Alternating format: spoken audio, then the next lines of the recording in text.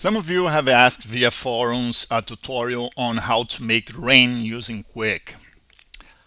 There are so many different types of rain and ways to create rains that I'm going to try to cover a few examples here so you're going to be able to pick your best. You may have very small light raining, you may have really rainy days, and there's lots of different types of drop size, wind velocity. So control everything like this is very complicated, and usually you're gonna need a tool like Particle Candy, which is a particle environment specifically created for that. In Kwik, you cannot do this kind of perfection raining like Particle Candy can offer. But we are not going to cover Particle Candy today. We're going to cover here 3 different ways to do raining. The first one is just using the multiplier, something that comes with Kwik and you can use easily. So I have this project here, which is going to be available in this posting as well, so you are going to be able to check it by yourself. So this is a very simple type of raining, much more for comics or a comic designed app. So we have just one drop and we have the background here. You select a drop, you come here to the layers and replacement and the multiplier, which I did already, and then you're going to set some parameters. I am setting to start the raining with 50 drops. The interval is going to be 0.1 second, so this way it's going to be very fast. The distance between the drops are going to be totally randomically. You can make it then fix it. I'm going to play it forever, and then I am enabling physics. The gravity is going to be normal, and an important thing to do is to enable this checkbox here, sensor, because if you do not enable this, when the drops hit each other, they are gonna collide and they are gonna start to rotating like two real physical bodies. But in our case, the water is not that strong, so our intention here is even if the 2 drops collide with each other, nothing is going to happen on the screen. So again, very important to set it. Let's create and then publish. And this is the result here. You start to see the drops and they fall. Not perfect, but for some situations this is more than enough. You can also increase the number of drops like you can do in the multiplier.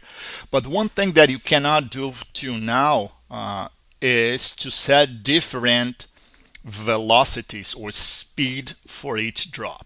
If you want to do that, there's a manual way to do outside Kwik. What you have to do is you need to open the page file, the page Lua file. So I'm gonna do it right now here.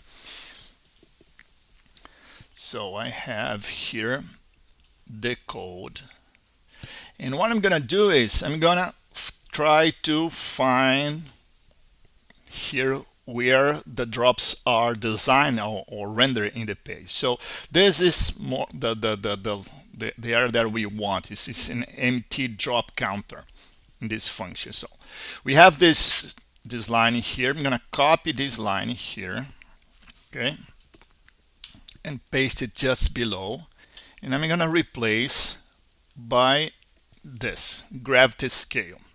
So this is the command that modifies the velocity of the gravity or the number of gravity applied to each drop. So now if I am saving this page again, let me take a look at the simulator, and you see now that different drops will have different velocities.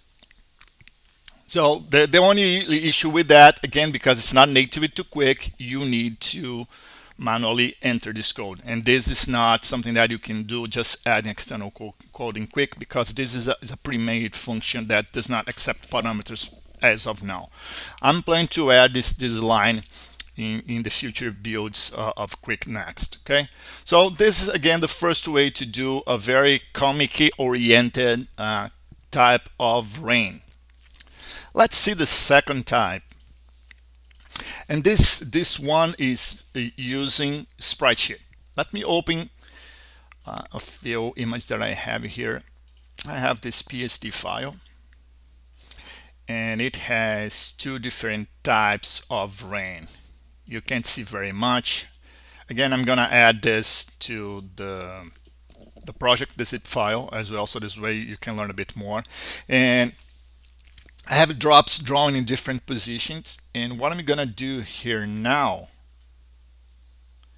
is to create a sprite sheet from that. So I'm gonna use the script that I provide with Kwik. So you can sprite sheet exporter, and boom, the sprite was just created. Let me open the sprite here.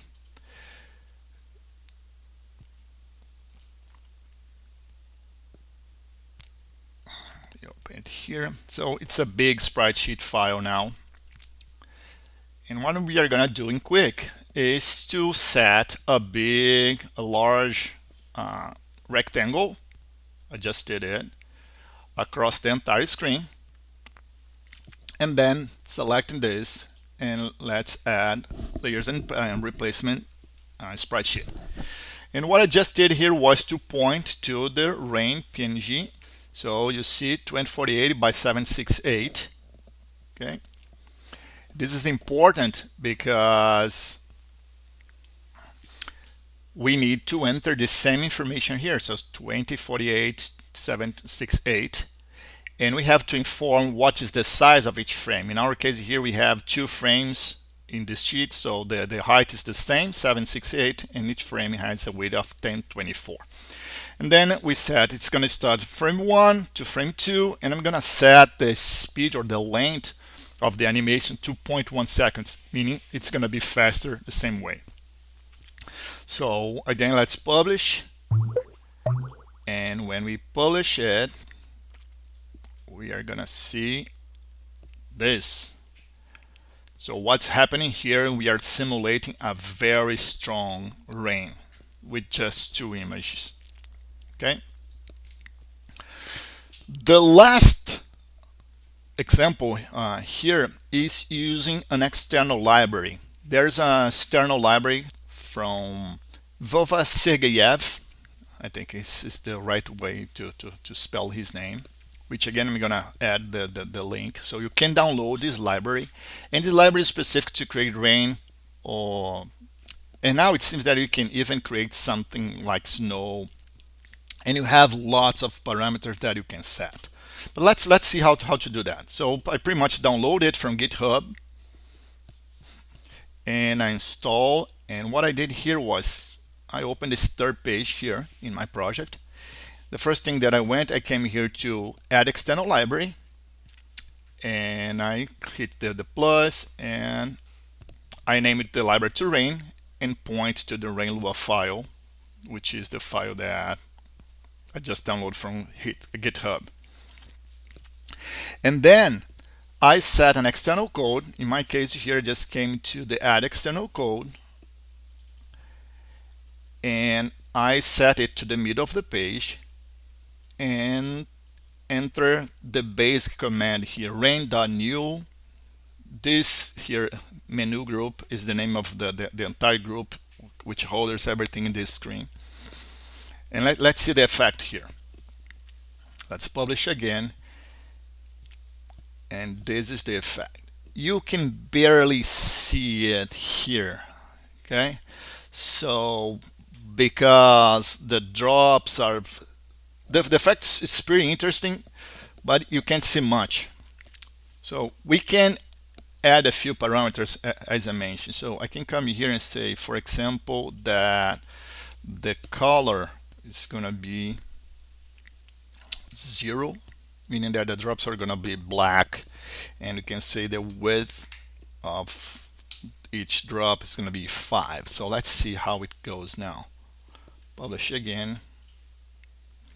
Let's go back to our sample here, and now you can see the effect is not that perfect as is smaller with its drop, but you can see that you have a different kind of rain. And also you can control speed, you can control lots of effects here. So These are three ways to do rain without having to spend money or having to learn something like particle candy.